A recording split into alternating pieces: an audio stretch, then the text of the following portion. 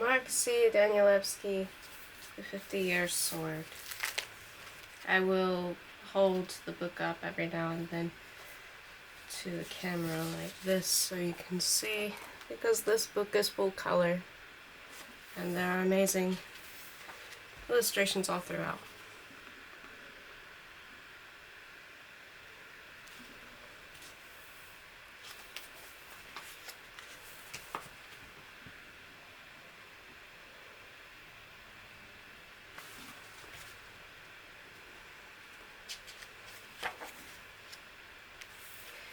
Maybe because the history of any ghost story is a ghost story unto itself, which is to say another story completely assuming any what follows can rightly even be considered a ghost story rather than delve into the devices and biases of oddly canted idiom of the five persons, one of whom in the early years slept with another and now endlessly wanders about the lakes of the fall, where someone else once wandered, two of whom still nurture their affection for one another, expressing so an array of notes and overseas phone calls, a fourth who lost three, and the last of whom, from the prison of a later life, hates them all, or represent them throughout the characterizing phrases, temporal references, and even more quotation marks, hopelessly nestled within reiterating nests of still more marks to delineate their respective and independently conducted interviews. Colored quotation marks are used instead.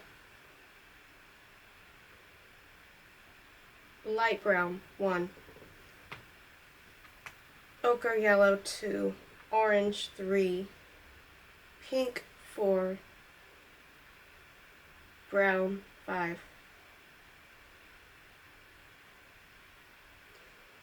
Where no quotations appear, only the worst should be assumed, an interruption by someone other than one of the before-mentioned persons, the reader or even the author, who additionally, it must be stated, has done nothing more than lend together these gathered and re-related bits so as to here present a pretty peculiar and perhaps altogether alternate history of one October evening in East Texas, Indy. No matter how you cut it, no matter. Chintana near didn't accept, only at the last moment, for reasons vague and vaguely professional, did she force from herself a reply in the affirmative, obviously to acceptate, yes, accept, the invitation, Mose Dettledown's invitation. Fact is, what Chintana had discovered since the divorce was that most everything required force, opening her eyes, her hands, even opening her medicine cabinet, forced open the can of bitter tea leaves, forced back the tough tongues of those walking shoes she kept perched by a birdcage, forced even a smirk she hoped could serve temporarily at least, as not so scored and heart-hunted a simile, especially when in the acknowledgment of something she recognized as social duty she was forced to acknowledge yet again to yet another inextrusive customer, her husband Pravat's surprising departure. Pravat.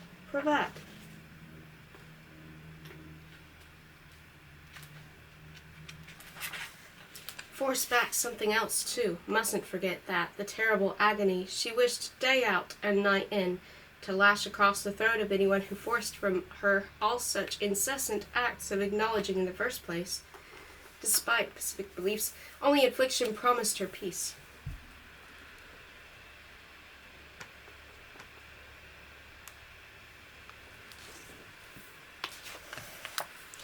And for sure, Chintana had found out what came most effortlessly to her nowadays had already happened, but 5 weeks earlier when the scissors doing their happy skew across the bias of patent lawyers' drapes, dancing silvery sharp through the separating cotton, arrested finally when their metal V wedged deep into her soft thumb.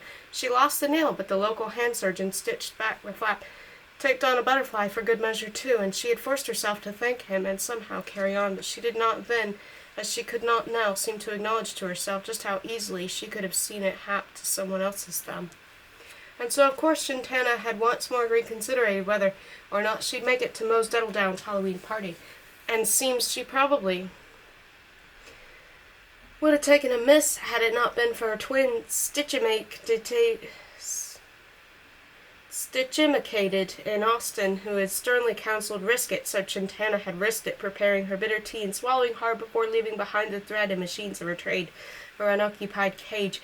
Alva to Quitman on 182 East, driving its stabbing hope through the fallen dark. Chintana always found the particulars of Moe's Downs gathering odd, but what else could one expect from a 112-year-old nutjob still at ease in those deteriorating ribs of her East Texas remove slunk down amidst the hickory and Mexican wild plum. A few times a year, Moles would generously serve up booze and sweets to fortify the many strangers against the expected strangeness of our minglings, where someone like Chintana, a seamstress, could find herself deflecting the advances of an inebriated city alderman. Mose, though, rarely appeared herself. In fact, running into her at all, certainly tonight, would be like crossing up with a ghost. Though a ghost would be nice, crossing up with a ghost, though Chintana was about the only thing that would keep her from cutting her own appearance short. In fact, Chintana had only gotten as far as the coat rack when she thought of the third and last time about retreating. This being so because the very first person, not the third or even the second, but the very first person she was forced to smile at was the already smirking Belinda Kite. Belinda! Right there in Moe's Downs foyer atrium. Belinda Kite, eyeing Chintana's entrance with shearing scrutiny, more red-eyed than coyote sniffing a salt block and drought. Bangler rattle arm twisting rather than mean into her side, gums receding around the dead shine of her teeth like, well, now if it isn't Muzz lost and let down. Belinda Kite might have snipped, or more benignly, deliveries in black, or just a lucky cardinal cluckety-click.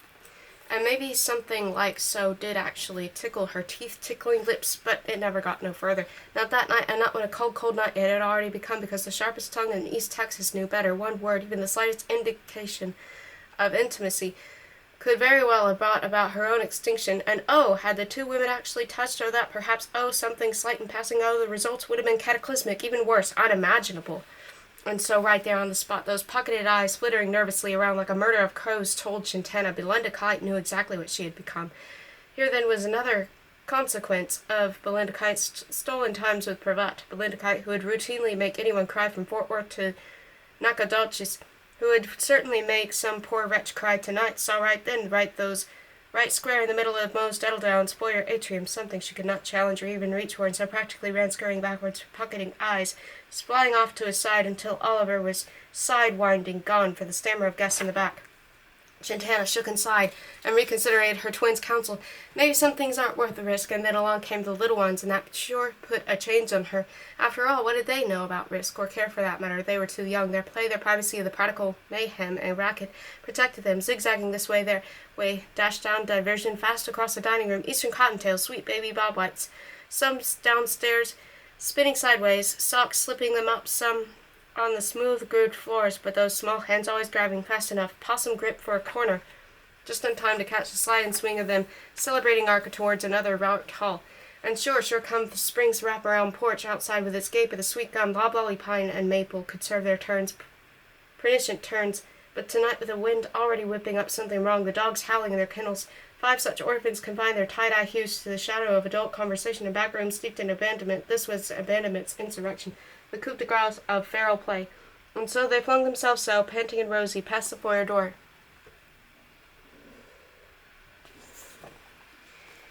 Astride their steeds, Styx Palomino, buckskin, sorrel, bay, and black, these Chintana felt herself warm and ease. Here was enough, they were enough, and even if Chintana wasn't quite able to put her thumb on it, how strange still was just 5 orphans, with but pat-pitter of their footsteps on such an instance after such an incident, could cat-stitch a beat at least, the lacerations of grief 6 months continued to inflict, their offer somehow different from everything else, something milk-filled and clean, as if to say, or so it seemed, there was time, yes, there's still time. So maybe Chintana had misconstrued Moe's Downs invitation after all. Wallops of Scotch, dear, don't deprive yourself of the pleasures of my company or my good cheer. Maybe Moe's hadn't been insinuating matching pleasures with a local stonecutter or silo manufacturer, or maybe for that matter saber-rattling with the likes of Belinda Kite. But maybe Moe's had only implied the pleasure of these 5, so Chintana shed her grave coat along with the cold still slicing across the fields down the fallen redbud and trumpet creeper, and fast enough found herself chatting with the social worker trailing the stampede, where she learned that this year Delldown's Halloween would end at midnight with someone's birthday. Whose? Chantana was wondering, stuffing her wool scarf into her coat sleeve. Stitch in my side if I know, I shrugged the sleepy social worker. My tired feet, they're a handful. Oh, sweetie, if only I could get my hands on them to say. Chantana offered to find coffee, and when the social worker's eyes responded quickly to Bobcat, bright with a yes, Chantana happily headed off, threading her way through the crowd and the ever-helter of severed mutters. Mightier than unkindest of all dull, though, and of course, I mean the damn, ask us, parrying away a lurching Bob Sandalin park ranger, and even an I want to cut up a rug with you gas station owner, swang on fumes while wheezing about tax cuts and that damn Oakley's. Until she was in times save 9, to the quick, nickety-nick-nick, a real trompe de la vie, her, edging in on the tankards of steaming brand brew of cider, where Chantana overheard from a car dealer and taxidermist that the birthday in question was a champagne birthday, a 50th birthday, no less. Not surprised she was carved out at midnight, one said. She insists on the second, said the other, for none other than that witch, Belinda Kite. Chantana all too gladly retreated to the quieter reaches of the vacancies of the ranch, her cot to take sloshing in hand, mind made up to leave long before midnight, Rita finding at last the orphans dricketing on furniture and walls like so many mad, pileated woodpeckers, fever busy too many hours soon, to the social worker gratefully accepting Chantana's concoctions. Don't know how much longer I can do this. I've got my own kids too to keep after, so I guess these are also worth the extra coffee and sugar, Chantana finished. I imagine they are the sugar. And right then a young boy, frenzied as a storm-startled wood squirrel, dashed over. Can we stay for the party? And if we did, Tariff, you would have to sit up with the adults and talk with the adults and act like an adult. No fidgets or fusses, not one peep. And that sure made 9-year-old Tariff fidget plenty, which hardly curtailed the 4-year-old girl's cottontail curiosities. But what about the soup-wise? Azaid and Ada Sithis, the social worker called out to the 2 8-year-olds and 7-year-old in mid-raccoon frolic, cutting decks, scattering decks of long-ago ravaged cards. Our miss it, the social worker continued, has asked about the surprise. But I'm only going to say this once, and so the orphans resounded, collided, a sudden blue jay verity, wheeling as one before finally settling on the fence of quiet attention. Yes, Mose Duddledown has arranged a surprise, special surprise for you and the other young'uns this night. But weather seems playing for some delay here, so we'll need to show some patience. Until then, there is a matter of some cake, whereupon, and near instantly too, Chantana was lost in the swirl and riot and squeals and shout until as just suddenly they were gone. Tarf, Azaid, Enadia, Sithis, and little Missit, 5 white-tailed deer in race, fleetly bounding by and around the knees of minglers and newcomers, racing quick down the long halls, far, far away. Whippoorwills, cedar waxwings on air, straight as last for those far-away kitchen doors, battering out large slices of buttery light. Could lose a hen, Chantana laughed. Could lose more than that, the social worker gleamed. What sort of surprise is it this year, anyway? And the social worker, already trudging after the orphan, shrugged. Just a storyteller. Breath, gentlest gratitude. Chantana's twin typically counseled must precede love. She was a yoga body, meditating, low-carb, Tibet trekking cat lover and a butcher to boot. That's why before any heart stuff, a voice happily prick-stitching the shifting cellular connection. You first breathe and thank, and practice breathing and thanking, and gently too with every breath. Chantana tried to practice, but just breathing required so much force, it was almost inconceivable to imagine gratitude, let alone gentleness. And anyway, gratitude for what or who? What about Belinda Kite? Belinda Kite! Belinda Kite! The idea rushed spouts of color to her face.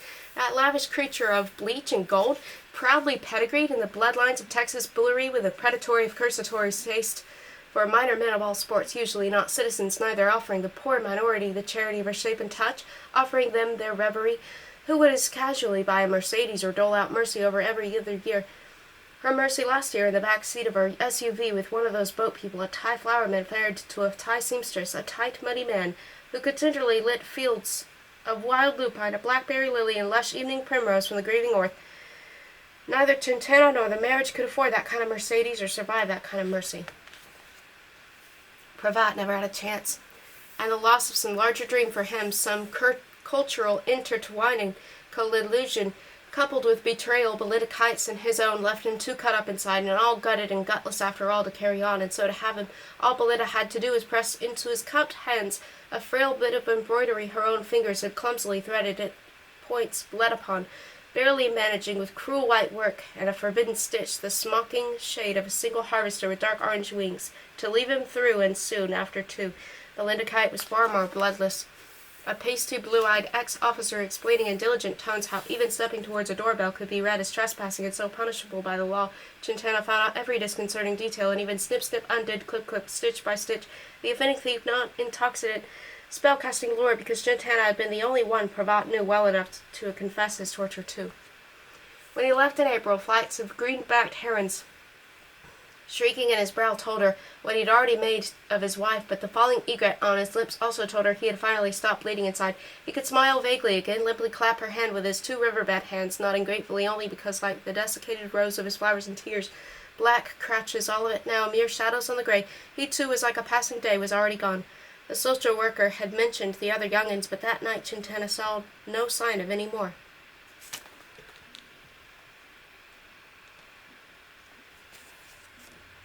Maybe the increasing cold, or the peculiar threat of a storm, or Belinda Kite's birthday, had turned parents from wrestling with their seatbelts and car seats, and from those oh-so-many lists of babysitters tacked conveniently by phone. Chintana rubbed the violet light of her thumb, and a woman with topaz clamped her ears burst past her towards a small bathroom tucked under the main stairs. Such a hateful... The woman's butt stutter-sobbed to Chintana, to one in particular, dying for the comforts of lock and running water, whereupon Chintana's thumb abruptly began to soar a little, and she felt bleak, as if 1,000 vengeances upon vengeances were dicing her suddenly into hail.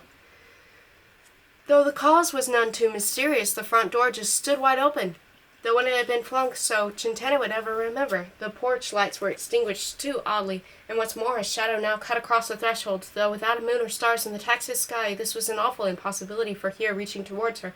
It seemed as if a shadow caused by nothing other than darkness itself. Most would have denied that sight with a turn, a cry, a flight, but maybe because Chintana, too, day out and night on, could so easily consider doing the same, what could leave these rooms drenched in silence and blood, she welcomed him. The orphans was all he said, and Chintana showed him the way.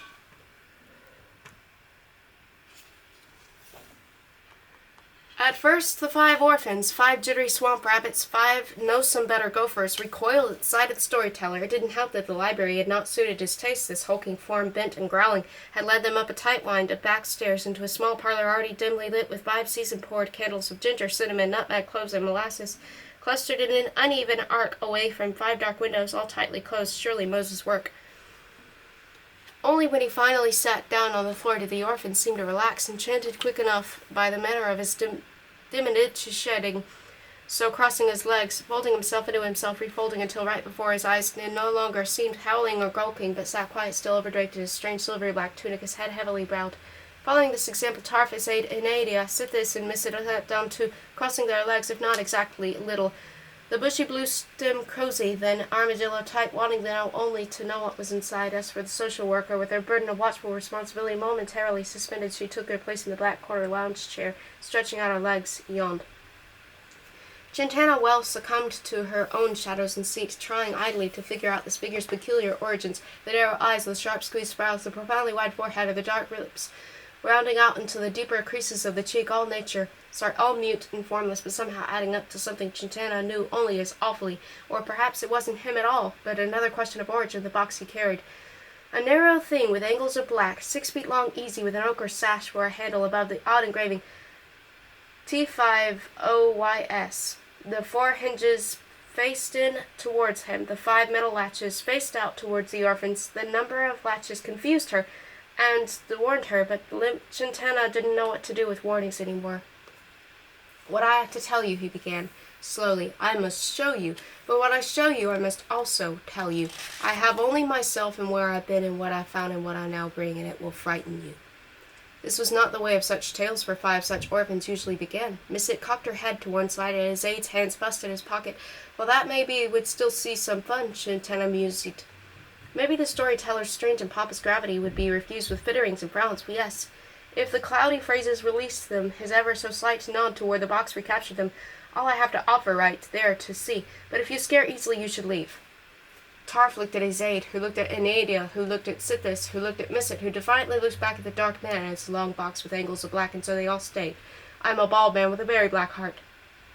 I am a bad man with a very black heart, and it is only that badness and blackness which have forced me to seek out what I have carried now for many years, and brought this night for you. Because you are young, I will tell you I went in search of a weapon, but also because you are young, I will not tell you why I went in search of such a weapon, though in truth, while I could speculate, I am no longer capable of recalling the details myself. When you are older, you will be able to imagine what drove me on such a quest.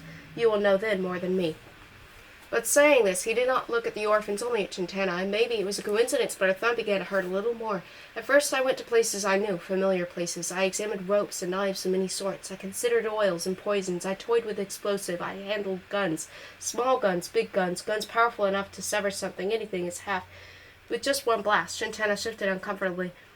Where were the animals, the gleefully abandoned, or the stormy skies appropriate for a ghost story or for the young? Where was the comedy? The social worker, however, seemed unconcerned. That or too exhausted to resist the comforts of a recliner, but none of it, the storyteller continued, could match my taste for what my blackness ceaselessly scratched for, and so I traveled farther and farther away.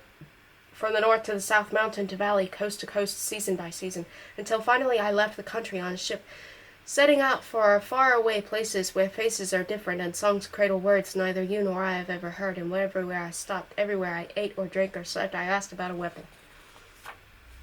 Yet even at those distant places I received the same response: ropes, knives, poisons, explosives, and guns. I shook my head, and my heart blackened more, and my badness spread, so that whatever I touched, my badness touched too, or seeped into, until finally one night on the banks of a muddy flow what some might call a stream, on the edge of another dirty city, I took cover from a rain beneath slabs of concrete twisted through with rusted rebar and paint. It was a shelter I soon discovered already populated by rats, but where I also overheard a story about a valley of salt and a forest of note and a mountain of Idiwan paths, and a man with no harms who made terrible weapons which he sold, but never for money. Intrigued, I asked for a retelling of the story. Carefully then I listened, memorizing every detail, prodding him to reveal still more until I was satisfied he knew no more. Then I thanked him, and I killed him.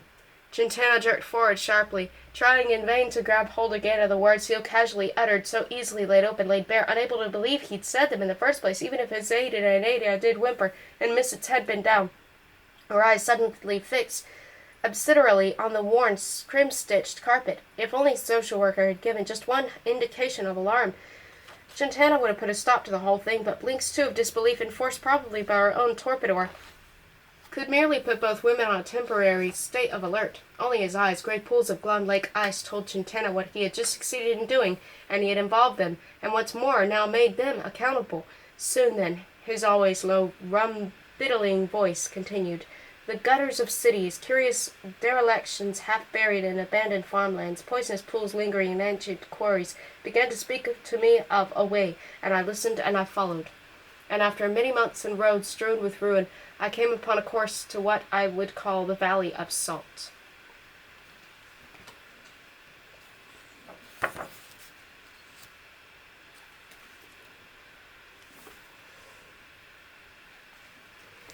There nothing moved, and I was alone. Anything that stumbled upon such wide way of grey grief had not chosen to stay. Only shadows remained. Even mine left a charcoal smudge upon those dissected steeps. Perhaps we're still there today.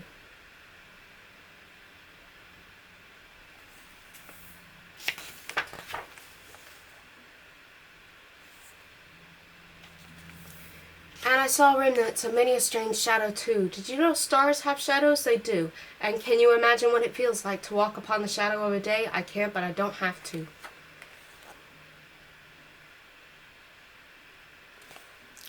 Soon after a long stretch among these shades of the grave, I began to feel a staring dryness removing me from myself and any chance I'd have to move. Conversely, my shadow mark seemed to assume increasingly the braid of substance of location, a point where in it I grew still, but right when I felt I should have become nothing more than a strayed scratch of black, an unbent dark like a spent moon.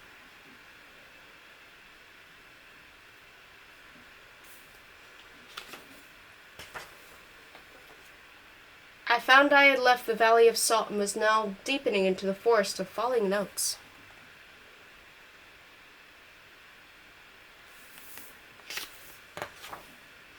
So here, you say, in a forest, where I immediately found plenty of water, I should also find relief and rest. I thought the same even felt happy enough to sing a few notes, and sing the storyteller suddenly did. Much to the amusement of the orphans in Chintana, a series of clucks, trills, sputters, odd clicks, caught, and whistles at the back of his throat He grinned weirdly, and before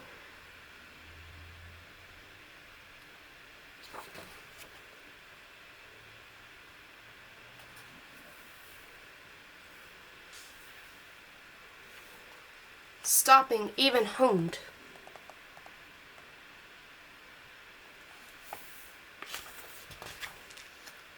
But this was only song I sought to sing, not what ultimately spilled out of my lips. That sound was completely different, for you see, in the peculiar forest of falling notes, sounds could not hold together like pearls on a snipped silk thread. They scattered wildly upon the ground.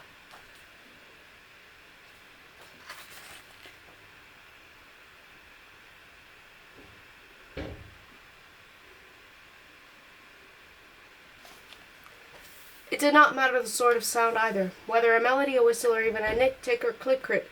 All of it fell apart. It was even in the falling apart of a breeze, though it is here a breeze, if I can still feel it on my face, and in the falling apart of rustling needles and seed, though there are even these, if I can still feel them under my feet. Even the stream I drank from, these curls would taste. I could only hear in the terrifying way all the sound of all the world there was constantly severed.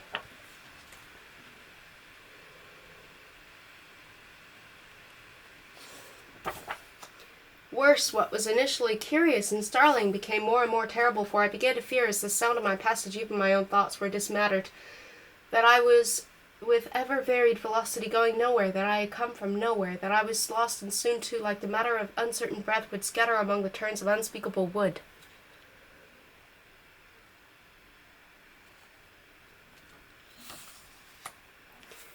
Tarf with frowns, Azaid, Anadia, and Sithis exchanged glances. Little Ipsit with Odgon revealed then that they too were lost in their attention scattering, but the storyteller missed nothing. Ah yes, how hard it is to imagine the forest of falling notes. I know, and he lowered his head dramatically, causing the orphans reflexively to walk forward. Imagine, he said pointedly, his eyes still lost in the downward tumble of his pose, imagine every sound a sigh, but one thing dying instead of coming one after another until it sighs a sigh of all at once. What would that sound like? And he raised his head to look at one of the windows, and Chintana felt something within her part like a wail, butterflying hope and hold, not neither over the stabbing pain in her thumb either, which had clearly gotten much, much worse, but over a horror far more simple. She knew the windows had all been closed. She remembered it clearly by the way candles had burned, all 5 flames arrogantly vertical, impervious. Now, though, the flames flickered wildly, dancing on the edge of annihilation as a shriek of wind, freezing sky whirled around the room. Somehow one window was now wide open.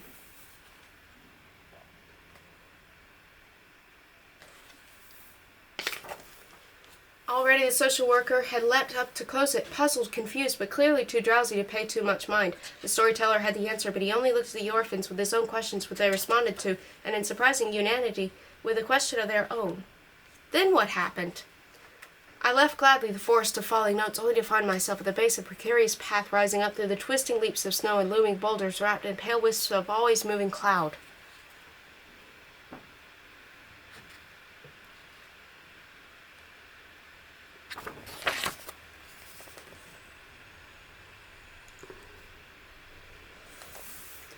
The mountain of many one paths had only one path as far as I could tell. Here at least my shadow traveled with me, and the songs I whistled made sense. In fact, the mountain seemed just a mountain. Only when I began the dangerous ascent did I start to perceive through the briefly parting veils of pall and mist another climber on what I admitted then had to be a second path.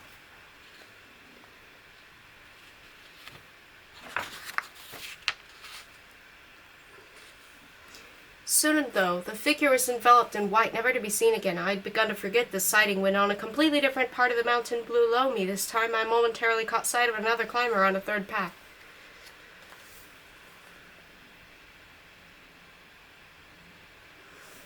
This time I moved down a little in his direction, only to watch a twisting sheet of white wipe him from my sight. Nor was that the last time. On the contrary, as the beginning, climbers began to pop up all over the mountain, always on a different path, always swept away by mist before reappearing somewhere else. Eventually, though, I managed to get a little closer before the pale wind stole these solitary figures away, and it was then that I could see how all of them looked exactly the same, and not just the same as one another,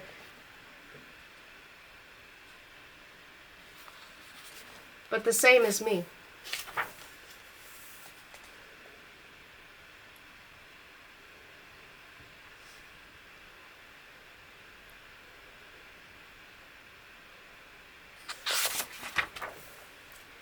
while to this day I cannot really tell you what took place on the mountain of many one paths, I understand still that in spite of so many climbing figures on so many paths, I was completely alone up there, far worse than the petrified shadows and falling notes. The multiplication upon multiplication of my own solitude brought me rapidly to the edge of despair, which is where, quite sensibly really, I finally found the man with no arms. First there to greet me, though, was a soft lull of Osage orange and a burnt hush surrounding me, softening me.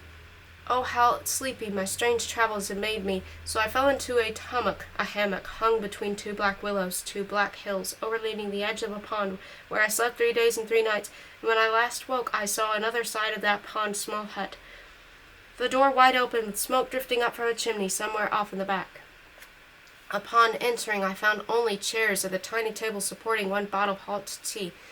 I sat and drank all the tea, and when I lowered the bowl, I discovered sitting opposite me the man with no arms, so startled by his presence, the grayness of his presence, gray hair, gray whiskers, gray eyebrows, grayer still his wide eyes, pupilless eyes, all of him gray except his eyelashes.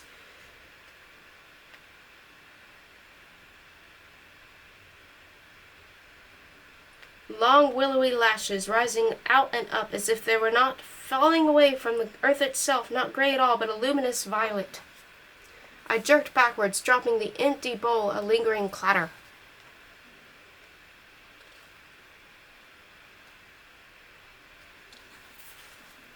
And right then the storyteller also jerked back, with his 2 hands pale as February thrust out from underneath silvery black tunic to ward off some wild apparition, his grin twisted into a mock fear, startling the orphans into a laughter in their own way, elicited his own chilling laugh.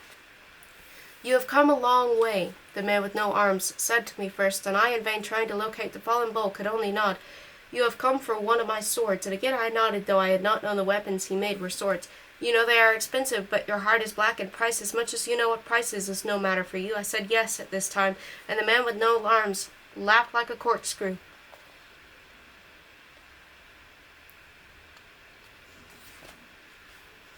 There were so many.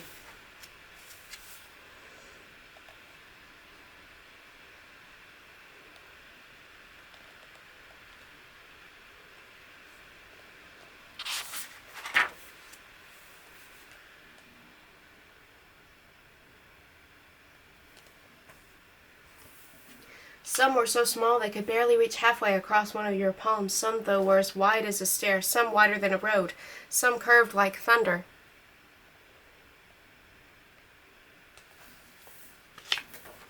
Some were straight like the sea's tides, still others were thin like a breath of a June dew, and a few I saw wave like heat off August noon.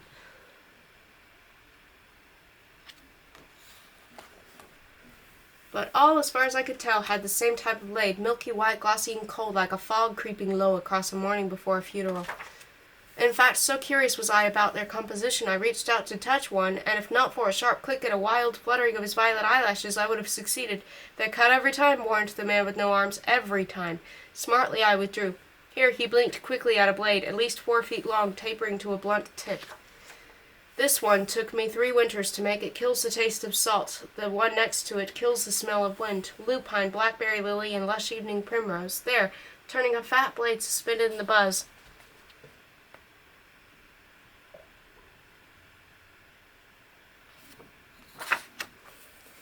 Zing gray. That one kills the color green. And the man with no arms grinned because he already knew the darkness I guarded with violent lash fluttering, turned away from those tiny cuts and led me on to those deeper cuts, blinking in and out of the strange, shift-thickening haze. Here only a few swords floated.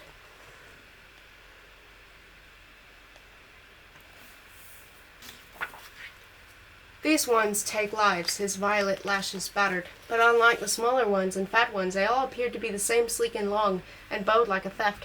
Ah, but they're not the same at all. Closest to you is a 10-year sword. That one's a 25-year sword, and 100 above it. There are 287-year sword, and this one I asked, tentatively reaching for the handle until, unchecked, I actually took hold of it.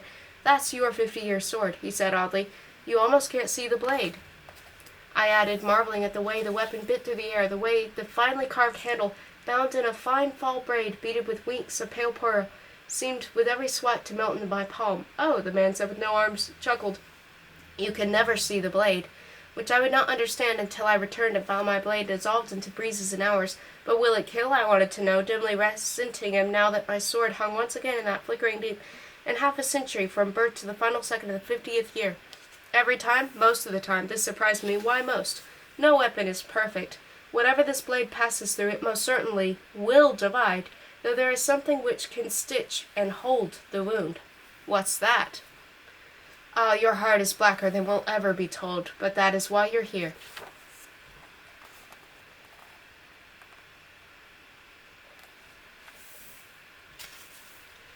Beyond him, then, I caught sight of still more swords, though these were inconceivably long. For you, maybe, the man with no arms. For me they are as they are. Some a mile long, some a river long. There is one that is a sky long.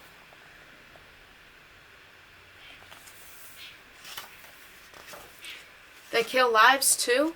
I suppose one sword will kill a season, one will kill a country. I'm making one now that will even kill an idea. An idea, I pondered. But those are too expensive for you, and his violet lashes seemed to tremble with delight. How much I pressed. The wielder must die before wielding it. But, I objected, yes, it's tricky, too tricky for you, as I already said, too expensive. The man with no arms led me back among the tiny and wavering swords.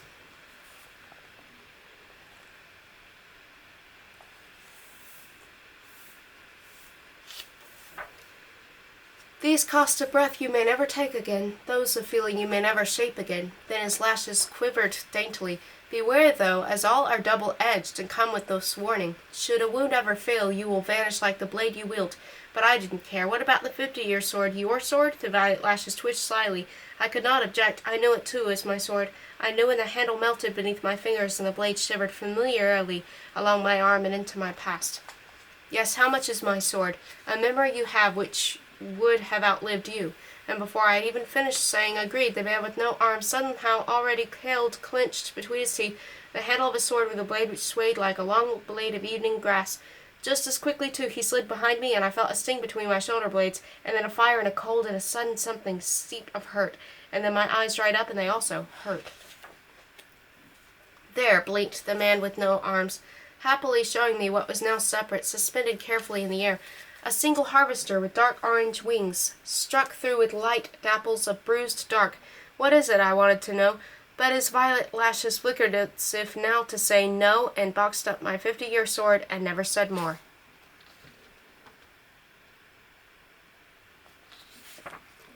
And so I descended the mountain of 81 paths, crossing back through the forest of Note before finally making my way away from the valley of Salt. And only in the years to come would I realize what he had taken. My heart stayed just as black, and my badness spread more easily, but the memory and reason behind such blackness and badness have vanished completely, which is my story. There is no more. And even if the storyteller had indeed cut himself short, which it seemed to Chintana he gave it no indication, only hunching his shoulders, lowering his eyes with a sigh, a sight so soaked with sadness even the orphans responded to it. Chintana knew better, though. She listened instead to her chest, which guarded a more subtle ear, and she accepted the sharpening shrill of her thumb, for even as a social worker snored now in her recliner, the storyteller seemed to recompose himself into an even smaller stillness. Chintana knew what the orphans were about to ask, which somehow meant she also knew that he too knew, and what they would ask and how he would answer. In fact, the only thing Chintana did not know was how she herself would respond. At least get up, she tried to tell herself, but though already on the edge of her seat as if in the poison of a dream, she felt unable to move even an itsy bit. Tarf grunted then, refusing, unable to look away from the long box with its angles of black, and asked, "Is that the sword?" And of course all 5 windows were open now, and the wind, falling clouds, split apart with falling hail, ripped into the room, with the 5 flames of the 5 wicks on the 5 candles of molasses, cloves, nutmeg, cinnamon, and ginger shook and faltered. But no one there could heed the candles any more, or understand the shadows, or hear the notes, or follow the paths. Not even Chintana, who, try as she might, could still not wrench herself free. And so Tarf did as he was told.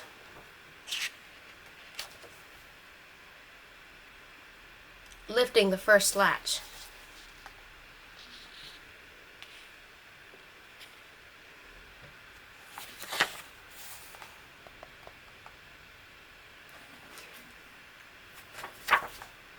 And so Azaid did as he was told,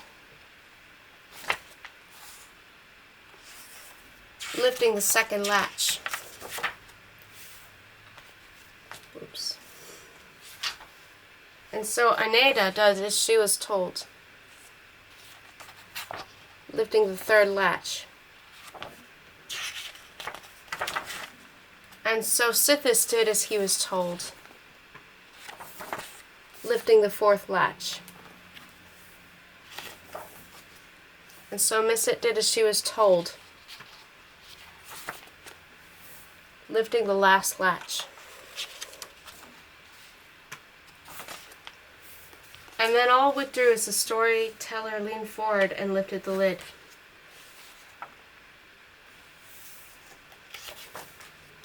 Hey, Tarf immediately objected. It's empty. Yeah, Izaid, Aneda, Sithis chorused. Missit even giggled. The weight is missing, but the storyteller's lack of surprise reminded him as he quietly reached in to pull the finely carved handle, bound in fall braid and beaded with winks of pale pearl. In fact, so mesmerized was everyone by the promise of its mild bend, no one seemed to notice how the storyteller was already standing, filling the room, his shoulders expanding out to the walls, the back of his neck pressing up against the ceiling, all of him howling and gulking, his shadow falling not from but towards the terrified candlelight.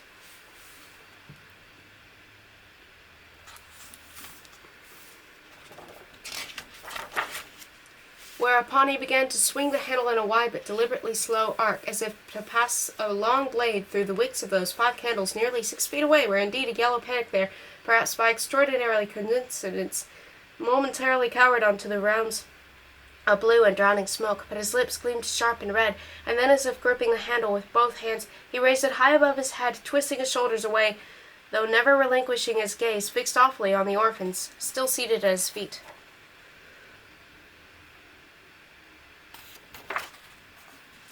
Instinctively, Tarf and Izaid jerked their arms up in front of their faces. Aneda yelped. Sithis leaked out a whine, but Missit wailed. Chintana forced herself then, too, from her chair, but she was too far too late.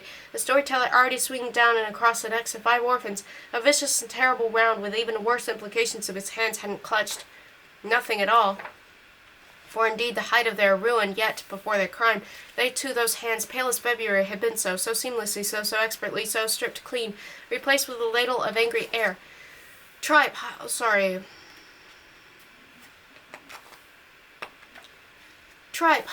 baloney, and hooey, Belinda Kate spat loudly, striding forward, the handle now somehow miraculously in her possession. How easily, too, it seemed she had just reached out of the shadows and plucked free from his glacial grasp the end of his story. Despite herself, Chintana was overjoyed, as if she also wondered what on earth could have prompted such a display of uncommon heroics.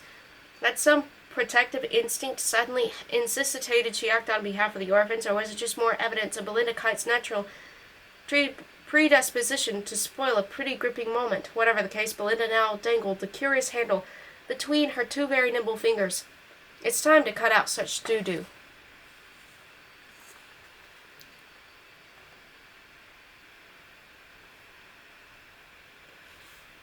Look closely, my children. This is nothing but a bit of phony foodie. Whereupon Belinda Kite, to further substantiate her claim, proceeded to swing and to no effect stab, gash, crossblade, chop, slash, cube, pare, lop, slit, perforate, puncture, pierce, sunder, and jab the handle at herself, all over herself, around herself, across, through, making sure to crisscross her knees, thighs, and waist, dice her fingers, wrists, elbows, and arms, sectioning, filleting, and lancing neck, jaw, nose, ears, and scalp.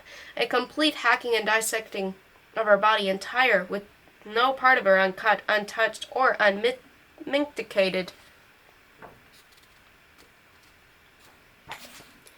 And everyone here, though no one else would have admitted the possibility that someone else had seen so, or saw so, caught a glimpse now and then of something slippery biting through the air, white and vague, like a slow cold fog creeping across an evening after a burial.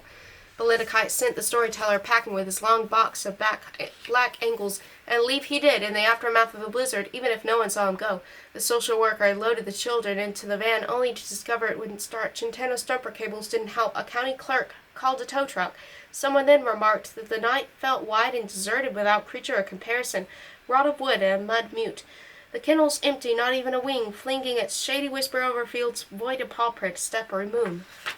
In the kitchen, a caterer informed a just arriving and very harried schoolteacher that the children had left long ago, to which this very late teller of stories, the only one most eldesome, had tired. sighed heavily, abandoning at last his plans for animals and stormy nights in favor of a bowl of spaghetti farfalla, a wedge of purr tart, and eventually a deep glass of scotch, all while he cursed his sedan in the early freeze, though still managing to make a caterer giggle with limericks about cutting the cheese. But the caterer was wrong. The children hadn't left just yet. As midnight approached, they were upstairs again in the storyteller's room, waiting for their ride, revoluting against sleep. Peering down at the guests gustering about outside in the snow on the back patio, where most of the caterers cut loose hours ago, a skeleton crew did their best to fast to uncork bottles of sugary champagne and fill brim-high all those plastic goblets. Somewhere someone began to sing. None of that, thank you, Belinda Kite snapped. Just raise up the levy and choke it back. Happy birthday to me, spoken will do. The woman with topaz clamped on her ears as if the first to scoop a second fill, no doubt to take the edge off. Many were drunk, but no one was cut off. Chintana, without a glass of anything to fortify herself against the biting cold, didn't know what to make of why everyone else, including herself, had agreed to stand outside. Belinda Kite, because she claimed to adore the snow, had demanded her toast take place in it. And for some reason everyone obliged, though Chintana could not see me liked it, and even less liked Belinda, focusing instead on the champagne, the clicking of plastic on plastic rim, anything and everything but Belinda. And then swiftly by swiftly, as the moments edged closer to midnight, closer ever to Belinda Kite's 50th birthday, Chintana, with whirls of butterflies suddenly panicking inside her, so sunflower wild, began to understand something she could not have prepared herself for. No matter Belinda Kite had desecrated everything that had mattered to Chintana, everything that made sense, no matter Chintana now moved through light and stream of grave, by tints of indecent rage, Chintana still chose not to abandon Belinda Kite. So as seconds flickered, seconds on seconds from 12s like long violet lashes, Chintana forced herself in the promise of infliction's peace.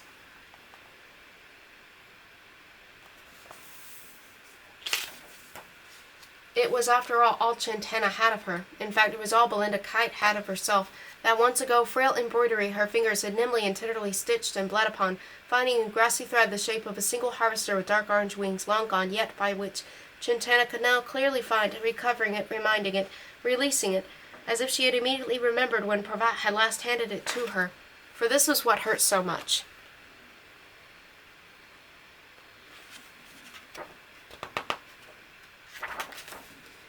No deceit at all, but the reach only from a longing and already parting woman, a reach which tonight from the same woman had also saved 5 children from the murder of fate, and so Chintana tried hard to keep breathing, even as her thumb throbbed terribly and a solitary tear sliced down her cheek, which was when clock hands across Upshur County finally clasped limply around midnight and said goodbye, which was when Belinda Kite caught sight of Chintana coming apart figuratively with her tear, that is, and sneered, "Baby, your hubby was a lousy F."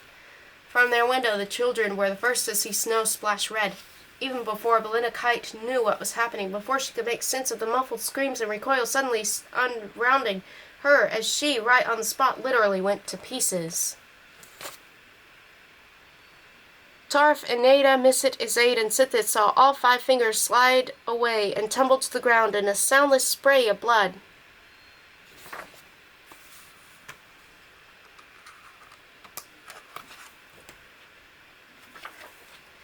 But even as slices of joints and nails scattered apart on the frosty stone, followed by the slow tumbling sliver of the rest of Belinda Kite's hand, gold bangles loose too, Chintana was already racing forward, directing orders to call for help, reaching, oh, how she reached for her, until she was reaching Belinda Kite, grabbing her, holding her, cradling her in her arms, wrapping her up tight in the grave coat, the scarf tied around her tortured arm, stroking the woman's head, which she understood at any moment could also fall away. And so, though Chintana kept calling aloud for someone, for anyone, inside, she quietly continued to accept the mercy-laden, merciless agony of what only survived, entirely personal, without witness, all that really matters here, hers, herself, for now, holding on to it patiently like she held on to, just as she held on to Belinda Kite, gently and painfully, and gratefully too, acceptating them all, and with great sloppy breaths too, even as she continued to wonder just how long one such tiny stitch of, well, you know, could really hold.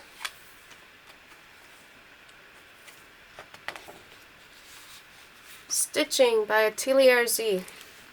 In alphabetical order: Regina Gonzalez, Claire Cohn, Michelle Reverte. Special thanks to Tyler Martin, N8 Reitmeyer, and Peter Van Senbeek for ongoing inspirations of their talents and all the labor their dedication inspires, with additional thanks to VEM for for vocal mesh and identity pattern tracing. All I take, I do. All I made, I lose. All I left, I let another take to use. Here's that butterfly again. And here's the back of the butterfly.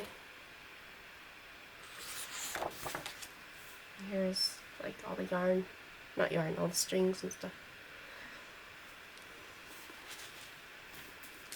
Thank you for listening to Mark Z. Danielewski's The 50-Year Sword. I love that story. I think it's so imaginative. I love the fact that it's illustrated with embroidery. Parts of it are just hilarious, and then other parts of it are shocking and everything. But it's delightful in so many ways. It's also like very emotional in other ways, and it's just a wonderful little ghost story.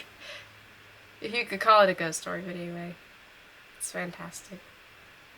Thank you for listening. Let me know what your favorite parts were.